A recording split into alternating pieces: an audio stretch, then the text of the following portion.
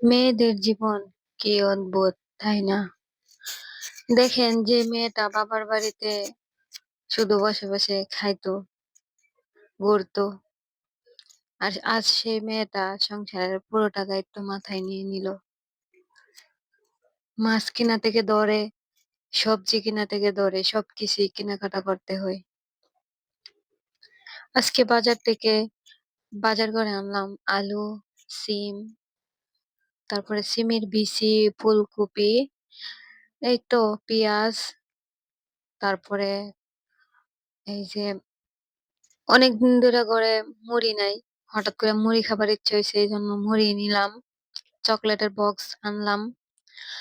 তো অনেক কিছুই কিনলাম, সংসারে খুঁটিনাটি যা লাগে তাই আনলাম। আপনাদের ভাইয়ের জন্য কিছু মার্কেট করলাম। আপনার ভাইয়া বলতেছে অনেকদিন ধরে নাকি ওরে কিছু গিফট করি না, এই জন্য কিছু কেনাকাটা করলাম। 2টা শার্ট নিলাম, তারপরে 2টা প্যান্ট। বাসায় আর না এগুলাই খুইলা দেখাচ্ছি আমি। তো কেমন হয়েছে বললেন শার্ট গুলা, প্যান্ট গুলা? এগুলো আমি খুইলা দেখাইতেছি। একটা মেয়ে মানুষ যে কতটা দায়িত্ববান আজকে আমাকে দিয়ে আমি বুঝতেছি। আমার মা, আমার নানি, আমার খালা সবাই, মানে বিশ্বের সব মহিলারা কতটা কষ্ট করে সংসার করে আজ বুঝতে পারতেছি। আজকে যদি আমি সংসার না হইতাম তাহলে এগুলো বুঝতে পারতাম না। এই যে দেখেন, একা হাতে সবজি কাটাকাটি করতেছি।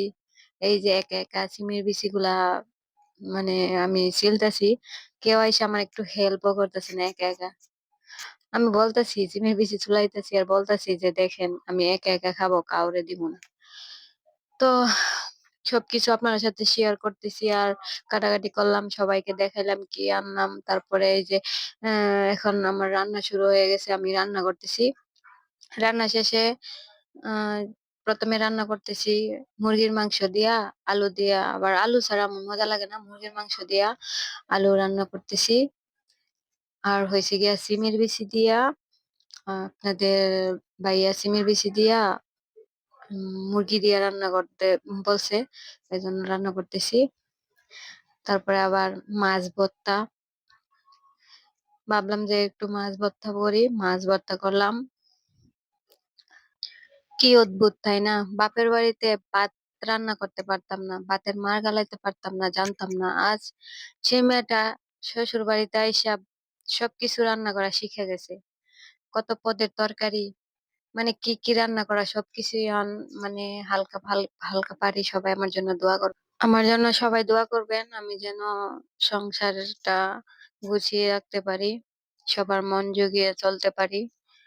সবার কাছে আমার এতটুকুই আশা। তো আল্লাহ হাফেজ। আজকে আমার রান্না বান্না শেষ।